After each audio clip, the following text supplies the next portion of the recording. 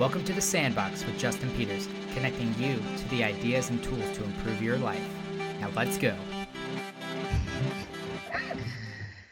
Hello, everybody. Welcome back to The Sandbox. This is my third episode. Wasn't sure I was going to make it this far. Of course, my name is Justin Peters. Today, actually, I've been thinking a lot about success. With this transition that I'm going through right now, I'm trying to define what a successful life would be, and not only a successful life in my career, but also what success would mean to me with my health and wellness, how I can utilize money to set myself up successfully.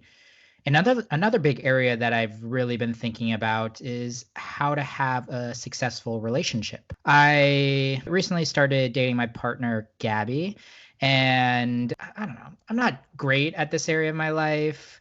Relationships, I think I have a lot of room to improve in terms of being a better boyfriend. And it's been really fun dating her because she's actually a great partner, and I've learned a lot from her about how to be better.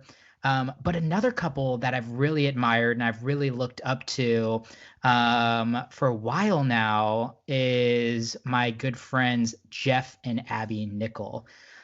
These two are high school sweethearts. They started dating their freshman year of high school, ended up going to college together, and recently, last June, got married, and it was so fun. And I thought it would make a really cool episode to bring them both on board and share their story a little bit and talk about what they think in terms of how to have a successful relationship. I hope you guys enjoy this conversation with Jeff and Abby Nickel. Hey, Jeff. Hey, Abby. Welcome to The Sandbox. Hey, how's it going? Hi, Justin. Thanks for being on, guys. I really appreciate it. As I was talking about in my intro, you guys are like my favorite couple that I really look up to. And for people that haven't known you for 10 years like I have, I would love to just lay some foundation. So why don't you bring us back to the very beginning and tell us how this relationship sparked? Take it away. All right. So me and Abby first met in 8th grade. We went to separate middle schools, met through some mutual friends.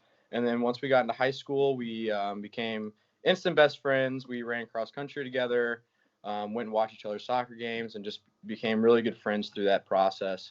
And then towards the end of our freshman year, we started dating. Okay. So where did that progress into we're best friends and now we're interested in dating each other? Was that always there? Was it always from the start?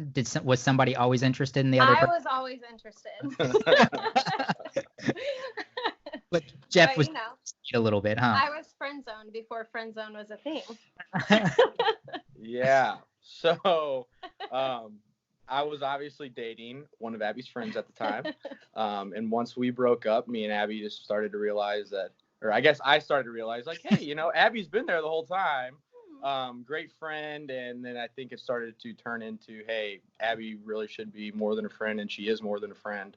And then the relationship kind of sparked from there. That's cool. So Abby, what attracted you to Jeff? Oh gosh, I don't know. He was really cute. He had the skater boy hair, Was back when we were in 8th grade. Yeah, keyword was. I don't know. He was just nice, easy to talk to. We had a lot in common, and I don't know. Did you guys do the whole like stay up late talking on the phone for like hours and hours? Texting like with T9. Yes. Well, until her parents took her phone away at like 9 p.m. every night. I did have to charge my phone in my room. And what about you, Jeff? What was first impression of Abby for you? So Abby was just really easy to talk to, and I thought it was awesome that she also played soccer, and just being able to have something like that in common that you could talk about. And if I was like, I can't hang out because I have soccer, she's like, oh, guess what? Me too. And I was like, perfect. Yes, I have more soccer. So it just worked out. Yep. So I'm curious with you guys, when did you guys realize like, oh, this might be serious? Like when did your relationship pivot? Did it ever feel like it pivoted? Was there a pivotal moment in that sense? Or when were you guys like, okay, let's actually take this seriously? I think it was college. I decided to go to William Jewell, which is in Kansas City, my senior year, and Jeff was going to go to Webster. And, we were just going to figure things out from there. But then he decided to change everything up and follow me. So that's when I was like, oh, shit. Can I say He's that? real. Yeah, This 100%. is real. So I think that's when it was for me. And like you said, like the whole immaturity of relationships, I think that's what makes ours really cool, is that we've seen each other through each phase of life. And I think we can definitely look back on a relationship and be like, it was immature at times, but instead of calling it quits, we have always just worked through that and grown together. So I think that that's interesting. Yeah. Right. Would And I you say think similar deal for you too, Jeff? Yeah, absolutely. And I think too, when people do hit that spot of like, oh, maybe this relationship isn't for me, I think it's because those people aren't pushing each other to go into the next level of life, which I think me and Abby have done a really good job at.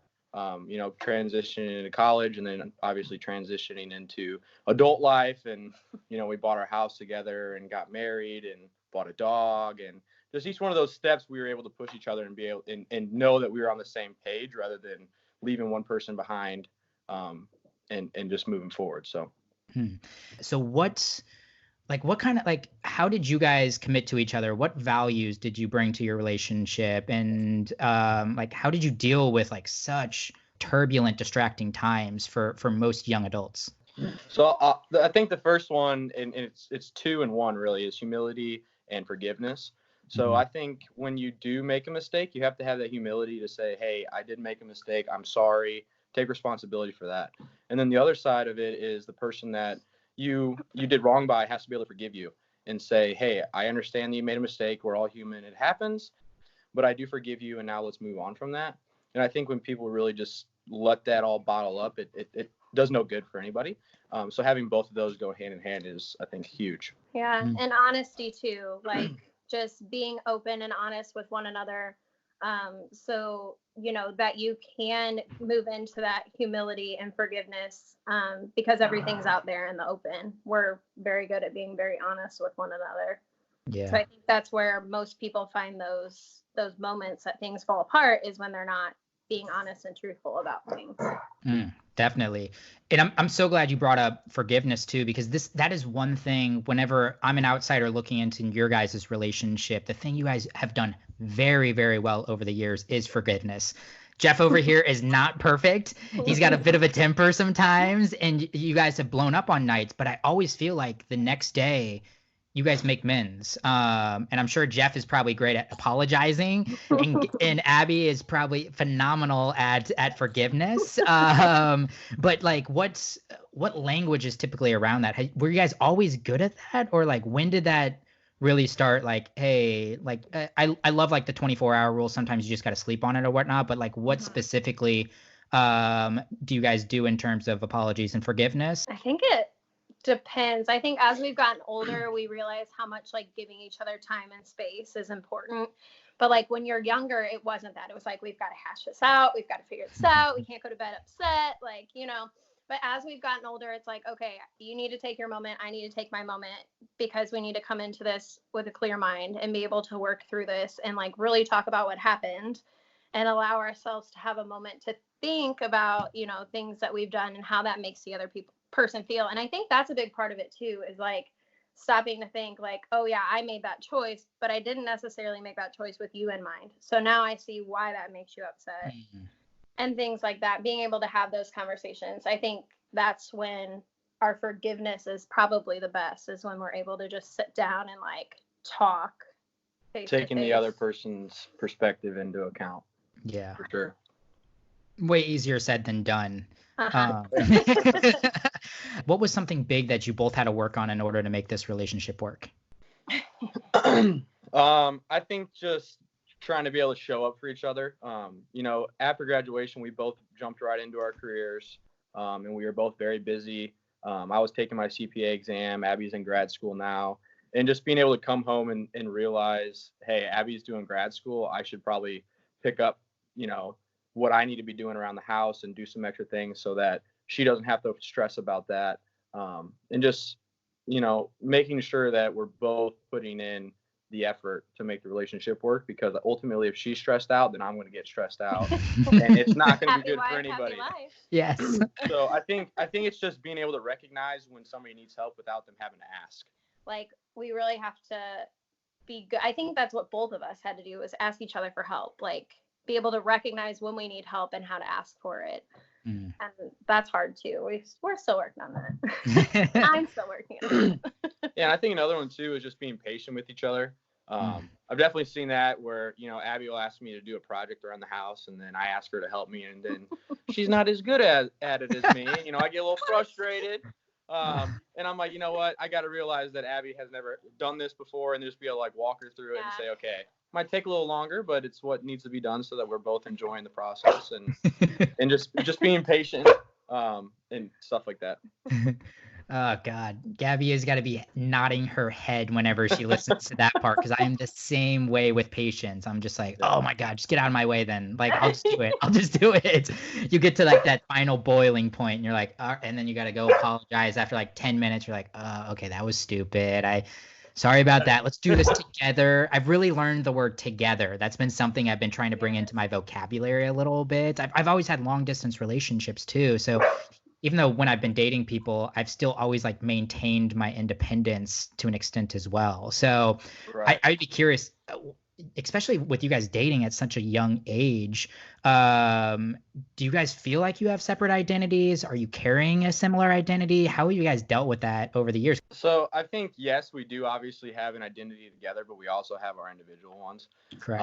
And I think the biggest part is, what I do does not just reflect on me anymore. It reflects on Abby and myself, and same for her.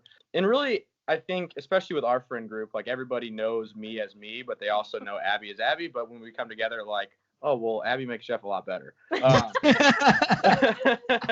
So I think it's really just being able to distinguish ourselves separately and say, okay, sometimes I'm going to go hang out with my friends by myself.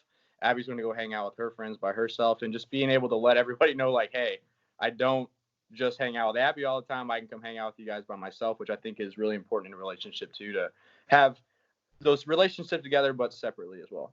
Yeah, communication is so key, I think, around that area as well. Like, with setting boundaries and just being transparent versus I see a lot of people struggle in this area because they make probably dual commitments, one to their partner, hey, we're going to do this, and then also kind of like leading the guys or the girls on and being like, hey, like, yeah, maybe I could do that too. Like, and you're juggling two balls in the air at one time. And I think that's where I see it, kind of fall apart sometimes.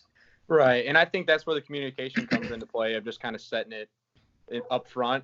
Because if you're like, hey, Abby, like, we're going to hang out on Saturday, then I need to let the guys know, like, hey, I can't hang out Saturday. Right. And being intentional too, like thinking about, okay, here's my weekend.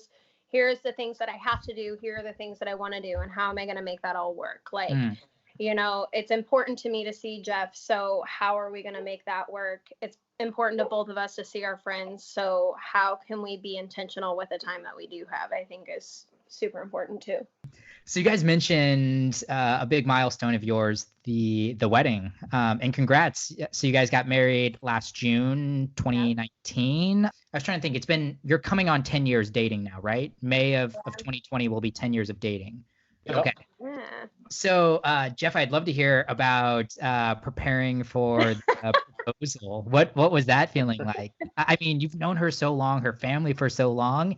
I was with you around that time whenever you're going to make the ask, though. It was so fun seeing you. So I'd love for you to tell that story. So me and Abby, like you said, have been together for almost 10 years now. So after graduation, there was a lot of pressure of like, when are you going to get engaged? And I was like, not anytime soon, which we all knew it was going to be soon. But I think for me, I think it was just getting in a place where, one, we were financially ready for it. And two, that our relationship was in a spot where I thought that we'd be able to prosper without having as many problems. And I think three was just being able to know what the plan was going to be. Like, oh, do we move in together, or do we, continue doing what we're doing for a year until we get married? And just trying to get it all figured out in my head before I was able to really make that big of a jump. So I think that year that we were living together, I was able to really put all that stuff together. And I knew that I was going to get done with the CPA exam, and I was going to have a lot more time to be able to put towards all of that, into our relationship and everything else. And so when I finally decided that I was at the point where I was ready, I was like, all right, well, let's start looking at rings. So then after you have the ring, it comes down to, what are you going to do? And I had no idea. I knew that, me and Abby both really loved our friends and our family. And I knew that that I wanted them all to be there and be able to celebrate with us, during that event. And for us, we both really liked Cedar Lake Cellars, which is a winery out in Warrenton. And so I decided that I was going to do it there. So basically what happened was, there's this little barn, and all of our friends, from St. Louis and Kansas City alike were on top of that barn just waiting for it. And it was the last day of school for Abby, and I basically had set it up to where one of her best friends, Courtney Jones, was going to hang out with her along with their moms and have a little winery date. So they started walking over that bridge, and I was just standing there. And at that point, everybody stopped, and Abby had to continue walking. And I got down on one knee, and I don't really remember what I said. Kind of blacked out a little bit. And then everybody started cheering and hooping and hollering. And so it was great. After the proposal, everybody ran down, and we were all able to hang out. And then the family showed up, and we were able to just celebrate until they closed. And for us, I think it was perfect, just because we were able to be with all of our friends and our family. Abby, did you communicate with Jeff around any of your expectations for the proposal? I think really, as far as my ring goes, I just showed him a shape, but I didn't want to do anything more than that, because I kind of appreciate the thought process that has to go into it. So I didn't want him to think oh, it has to be this exact ring or I'm not going to be happy. So I just more told him a shape, and he went from there, and I love it. It's perfect. Yeah. And then as far as the proposal, same kind of thing. I never wanted him to feel like it had to be a certain way or I wasn't going to like it. And then what about the wedding itself? How was the planning process? What were some of the challenges of the planning process? And how was the planning? So I was out of town a lot, so I didn't do much planning. I was more of a counselor in that regard, making sure Abby was doing all right. So how did Jeff, cause he's downplaying right now. How did Jeff support you throughout the process? Clearly, I think you carried probably a lot of the weight here. But how did you guys work through this process? Well, weddings are really, really exciting. And then you get to planning them and you realize that important people have expectations, kind of like you said. My mom has an idea of what she wants, his mom has an idea of what she wants, my grandma has an idea of what she wants. Everybody has an opinion, and then on top of the opinions you have a budget. So everybody has these wild dreams, but then you have to make them work with what you have. And so I think the biggest thing that he did for me was just allow me to talk through things. And he's great with money, he's an accountant, so is this something we really want to spend our money on? Is this something that's dumb to spend our money on? I think that was really a big thing. What was both of your guys' favorite moment from the wedding day itself? The day does go by really fast. People don't lie when they say that. You feel like you're getting ready and you remember walking down the aisle, and then all of a sudden someone's coming to you and your time's up. But I think my favorite part of the day, besides the actual wedding ceremony itself, because that's almost too much. It's so many emotions, and everything you've been waiting for is finally happening. But I think it was just those small pockets of time that it was just me and him, because I said, even with the planning process, it is about so many other people than just us. So we took time to take pictures before our ceremony. I think that was one of my favorite times, because it was just me and him. After the ceremony, I think my other favorite part was our first dance, because it was hey, how are you? It's good to see you. Haven't seen you since we kissed at the altar. So I think it was just those pockets when it was just oh my gosh, we're married. How do you feel about that?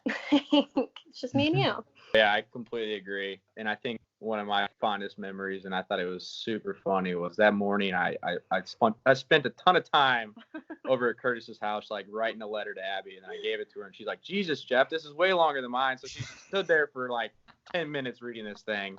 And she was just like laughing the whole time. And I would just kind of stand there like, yeah, because I wrote my letter the morning of, like, as my hair was getting curled, like, oh yeah. Beep, beep, beep, beep. So it was just being able to like take that moment and be able to still laugh, even though we were kind of like, stressed out with everything, but also super excited and everything, but just be able to take that time to just have raw emotion and just laugh. And it was good. Looking back on the whole wedding planning and day of wedding, do you have any advice for anybody that are about to start that process for the first time? Just like really kind of deciding like what's important to you, what you want your day to look like, what you want it to feel like. It was big for us that we were celebrating with people because we've been together for so long. We wanted it to be a celebration, realizing what is most important to you and going all out with those things. We ended up having Abby's uncle Todd marry us. So good. He was so awesome. Good. Yes. He was awesome. And I think that I would highly recommend that to anybody who is maybe second guessing getting married in the church, or just not really, you don't really know what you want or how you want to do that. But just getting somebody that is a role model to not, it wasn't just me, but Abby as well in our relationship, and that we knew loved us and we loved him very much. And just being able to have that connection before the actual marriage, I think was really awesome. So the other big life milestone you guys mentioned was buying a house together. And I'm sure that comes with a lot of the similar decisions and thought process behind that. Any general thoughts on buying a house with your significant other? That was interesting because we weren't engaged yet. Mm-hmm. So that was kind of hard for me because I've been dating this boy for my whole life, and now we're going to buy a house. And it's like, are you just going to get comfortable in that house? I'm going to be your forever girlfriend. Like, but he had a plan the whole time with that. So, I mean, that was an interesting part of the whole deciding on a house process. But I think the reason we decided to actually like buy a house and build a house was more you like owning something. Mr. Financial. Yes, Mr. Financial. For me, we looked for houses for a while and a long time. and all over St. Louis. And ultimately it came down to the market was really hot at the time. And so it was hard to find a house that you weren't putting, $10,000, $15,000 over the asking price, which we just weren't willing to do at that time. And so Abby came and looked at this subdivision while I was at work. Yep. And loved it. And she's like, we got to come look at this. And I was like, all right. And then we ended up leaving with a contract. So he didn't believe me that we could build a house. So I had to go and figure it all out. Yeah. So, and I think that we started looking before we were getting married, but the fact that I was like, okay, I know when I'm going to propose, but we're going to get this house and it's going to take 3 months or longer to actually build. And I was like, we'll be engaged before this. In my head, it all worked, right? Abby didn't really understand what was going on. But I think ultimately it's just making sure that, if you are going to move in with somebody before, you do have those talks of like, hey, we are going to get engaged. That is the plan. Because we did have those conversations. Yeah. It was just a matter of when it was going to happen. And, along with what Abby was saying, I think I'm very financially sound. And I think, for me, it was like, it's just financially better to have a house than it is to pay rent. You're getting some equity in your house. And for me, it just made more sense at the time. And we had some money to put a down payment on the house. So it's what we decided to do. Yeah. And I think we were also like ready for that milestone or that step too. Like I would leave work every Friday and come and stay at your place all weekend. And then he would like try to get out here to Wentzville and see me. And we just felt like we were spending more time like on the road than anything. So I think that was a big motivator too, is like we were ready to see each other every day. We had those conversations. We were just ready to move in. And I think there's some beauty too in a relationship when you get to just do the day-to-day together. Like I think a lot of couples like want to live life together, not I'm at your place, like kind of invading your space, like trying to kind of not get in the way of your routine or how you do things. Like let's just do life together. And I think that is like another level, not even just buying a house, but now you're coming together and doing life together. Did you have to make any adjustments moving in together? I mean, you've been together so long, but now you see each other 24/7. I mean, outside of work, but whatnot, but you are doing the day to day. What adjustments did you have to make whenever you moved in together? I'm super type A and he's very like organized chaos. So I think that was like the biggest adjustment living together. Like I like a place for everything and everything in its place. And he like he's like, oh, that screwdriver that I need, it's underneath this, on top of this, below this. And I'm like, no, it needs to be in a box that says screwdrivers. Like, so I think that that's been hard because I can't be like, this needs to be put away and this needs to be here. But he also can't just leave things everywhere because he knows it drives me nuts. So I think that was like our biggest adjustment, is like figuring out our systems. I think that's super important too. Like the other day he was like, I can't help you with laundry because I don't know what you're doing down there. And I was like, that's really true. Like I do have my own little system and you probably don't know what's clean and what's dirty and what needs to be hung up and all that stuff. So, I mean, once again, like communicating, like this is how I like my things. How can we do this together? Where should we put this? How should we do this? I think those are the biggest adjustments because we want it to feel like each other's home, and not just like my space, his space. No, 100%. And I think too, it's just being able to like identify little quirks that really like tick you off. Like Abby, her toothpaste is so disgusting. I've never noticed it. She doesn't put like the cap back on it, so there's just toothpaste everywhere. So I just started buying the one that has a little clip-on cap. So then she can't even take the cap off, just little things like that. And she didn't even know, but just little things like that of just being like, okay, what can I do to help make it to where this is all manageable? And yeah, I think the other big one for us too was like our schedules. So like he has busy season with tax season, and then I coach girls soccer in the spring. So like I would get really upset when I would come home from work and like make dinner, and then he'd be like, I'm not gonna be home till 10. So like letting each other know like where we're gonna be so that we can, not waste time or things like that. That was a big adjustment too. Like we have a shared calendar now. So like, I was just about to ask, like, what does that process look like? How do you know? So you guys share like a Google Calendar or something? Yeah, and we'll put like our dinners and stuff in there too. So like if I am coaching, but I've done the grocery shopping that week, like he knows, okay, I'm supposed to be making this tonight.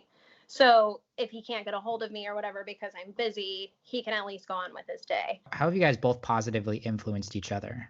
I think for me, like Jeff is the most like driven, hardworking, speak your mind kind of person, whereas I tend to be kind of more like reserved and that kind of stuff. So I think he reminds me, like he inspires me and motivates me to work hard. Like he got his CPA, so I need to go get my master's. Like that's kind of how that is. And he just really pushes me to like achieve the things that I want to achieve because he has like no quit. But he also reminds me to like speak my mind and to be open about things because he is very blunt and he is very straightforward. Whereas I don't want to say worry about hurting other people's feelings because that's still important. Like I do still think about my words, but like motivating me to be more honest and open instead of keep things to myself. I think that's how he makes me better too. And Abby is just like one of the nicest people you're ever going to meet. She has so much passion for everything she does, and especially helping people, which is great for being a teacher. And I think, the best thing that I've learned from Abby is that you do have to put people before yourself in order to make a relationship work. There are times when, you're going to have to be selfish, but Abby has really taught me like, hey, in this time, you're going to have to just put yourself aside for a minute and just help out your significant other or help people around you to make their lives better, which will eventually make your life better as well. That's awesome. My last question, if your little brother or your little sister came to you and asked you for advice on what's required to have a successful relationship, what advice would you share with them? So I think it's just finding somebody that really is your best friend, that they're going to get along with your friends, because if that doesn't happen, then you're going to have to pick between and it's not going to work out. And ultimately, too, it is just finding somebody that is different than you and has some differences, but is the same as you as well. Because if you have differences, it's going to allow you to grow and they're going to continue to push you. And as they get better with the things that they're good at, it's going to be like, oh, man, I got to continue to get better at that as well. And just having those differences is just going to continue to drive you. And, you know, we kind of talked about that. Like I'm one of those people that really likes to go hang out with friends and things like that. And Abby likes to sit at home sometimes, but ultimately, but that allows you to reflect and to understand what's going on around you. And it makes me focus on doing that as well, and being able to reflect and look back on the week or the month and say, hey, I need to work on this week or anything like that. So I think having somebody that is very similar to you and different as you is just as important. Yeah. I think another thing, like we talked about our values of like, if he can only give 30% one week, then I need to pick up the other 70% because like he's my person. Like, and you have to be willing to like make those sacrifices because you care about that person so much. So like he said, finding a person that you're willing to pick up what they can't do, you know, when they can't handle it, I think is really the biggest thing, because if you're not willing to sacrifice for that person, then your relationship's not going to go anywhere. But you also have to realize that when I'm at 20%, he's going to be my 80%. So like you have to have that like reciprocal like trust and respect. That's going to make things work. Yeah, that was beautiful. And I think we leave it at that. Jeff and Abby, where if somebody was resonating with something you guys said and wanted to ask you a follow-up question on how to have a successful relationship, where's the best spot for them to reach out? You guys, Instagram? I know Jeff over here probably not, but swipe up. No. Instagramless Jeff. Yes, Instagramless Jeff. Yeah, Instagram's fine, or email, either one. Okay. At Abby_Rowan_Nickel. Oh, look at that nickel. Really there we go. All right, we'll put that in the show notes too, for people to quickly find you guys. Appreciate you having us on. It's an honor. You know, it's always good to talk with you, and I'm glad to see that you're killing it out there in San Diego and following your dreams, man. Yeah. Thanks. Well, I really appreciate it, guys. Thanks again for the awesome conversation, and looking forward to having more of these in person. Welcome back, guys. How awesome was Jeff and Abby? Hopefully you guys felt some of the connection that they have together. Like I said in my intro, I really, really admire their relationship. So I thought I'd do something a little bit different with my conclusion today. I actually wanted to bring on my girlfriend, Gabby Dimeke, and I thought the two of us could talk about our favorite aspects of the interview with Jeff and Abby. So Gabby Dimeke, welcome to your first appearance in the Sandbox. It only took 3 episodes. I know. We'll do our own sometime. But I thought this would be a good intro for us. But you've probably listened to this episode like 15 times. For anyone who doesn't know, she is my executive producer and helps piece this all together for me.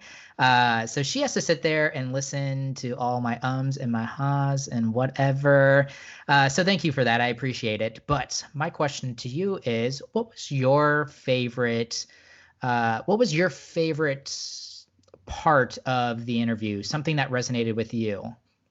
Yeah, so, oh man, they said so many like good tidbits throughout their whole thing. I think it was awesome. You can definitely tell that they're just really in sync with each other when they talk, and how they talk about the other person. It's with so much like love and respect. So I think that's super admirable. My favorite part was toward the end, actually, when they were talking about how they make the other person better and how they like encourage each other to be the best version of themselves, because I think that's totally like advanced class relationship status. Like there's building your relationship, getting like learning about the other person, like getting kind of all that in sync, and then once you're at that level, I think taking it to the next level and being like, okay, we're good with each other, like we're in a good place with our relationship. Now, how are we going to next level it and make each other better and push each other and encourage each other and be like that support system for whatever your kind of goals and dreams are. So I loved that. And that's, I feel like, what we're kind of trying to do. I should have had you ask me first, because that was one of my favorite parts. I like the question. Yours? Yeah. I like the question of how they positively influence each other. And that was a big takeaway for me as well. It's similar to what you do for me.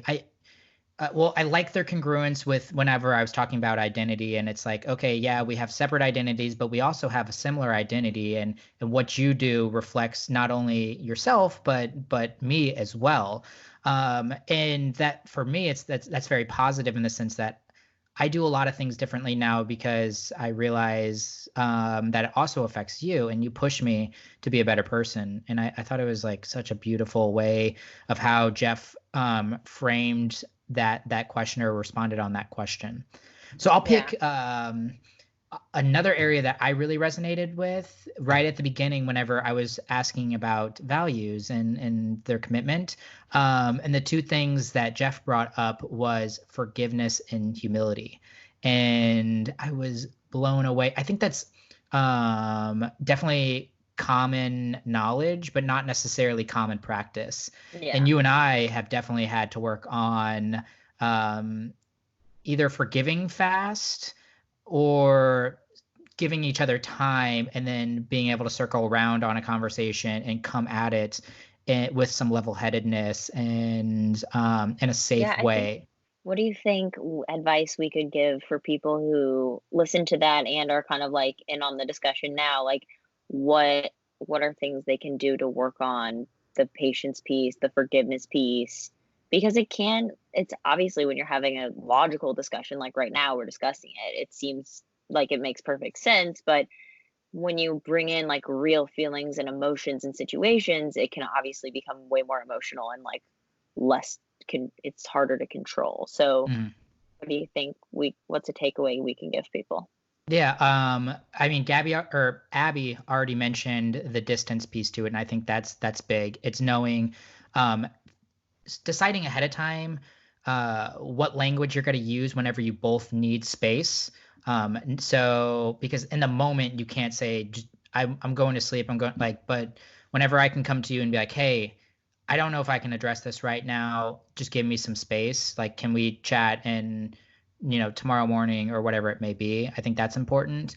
But I don't know. I think my the biggest piece to that and what I've found is helpful with the two of us is figuring out the way that we both need to communicate in these kind of situations. You're Yeah. somebody that will blow up on something, and then 30 minutes later, I'll get this super long text because you're someone that needs to write out her thoughts and put her thoughts in the text. And then I usually read it.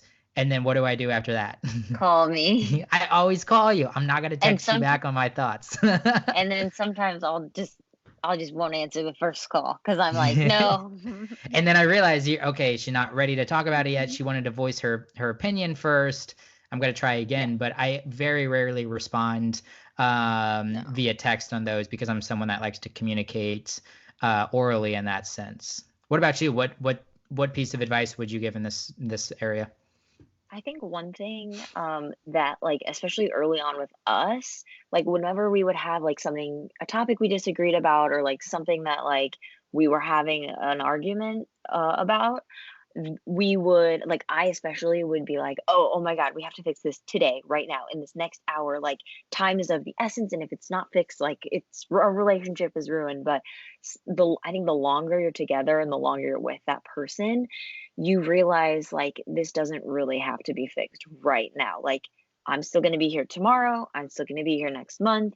If this is a bigger issue that we need to really have time to talk about and talk through, you don't have to do it today. You can say, hey, next Sunday, let's set aside 2 hours to have a discussion about this topic. Mm, So that's one thing that I think young couples, especially, like you, everything is kind of newer and like you just want to do it immediately to resolve the issue. But I think over time, as your relationship gets more stable too, it's a lot, arguments become a lot less rocky and you realize you can have patience with it. yeah, and we table a lot of arguments too for a different time. You're right. We do push off like we'll fight about something on a Wednesday or having I shouldn't say that. We having Yeah, a it's like a disagreement disagreement. Yeah. and we pretty much come to the fact that like okay, we agree to disagree right now. I Yeah. don't want to end that thread though. I want to continue talking about this, but we can't talk about it because we're walking into a get together, we're going Right. somewhere, but let's talk about it Saturday morning. So Yeah, and I yeah, think I like think that's super helpful advice. I think also realizing too, like the smaller things, like getting mad over your partner about having the hammer on the wrong spot, like they said, something like that. It's like The those aren't screwdriver. gonna the screwdriver, they're not gonna affect your relationship in the way that like bigger value differences are. Like there's a difference between disagreeing on huge things and small things. So just keeping Yes. that into perspective. Yes. Yeah. And we usually just need some space, and we need to figure out how we can come to a compromise on something. And is it something we want to compromise on? And you're right. Well, hey, thanks for coming on the show. I really appreciate it. For anybody that wants to connect with me, I am at Justin Lee, Lee Peters, on both Twitter and Instagram. So follow me there and reach out to me if you have an idea on a future podcast. I would love to hear it. I'm open to suggestions. And as always, please give me feedback. I am looking for that as I am in experimental mode right now. So hopefully you guys enjoyed that, and tune in for the next episode. See ya.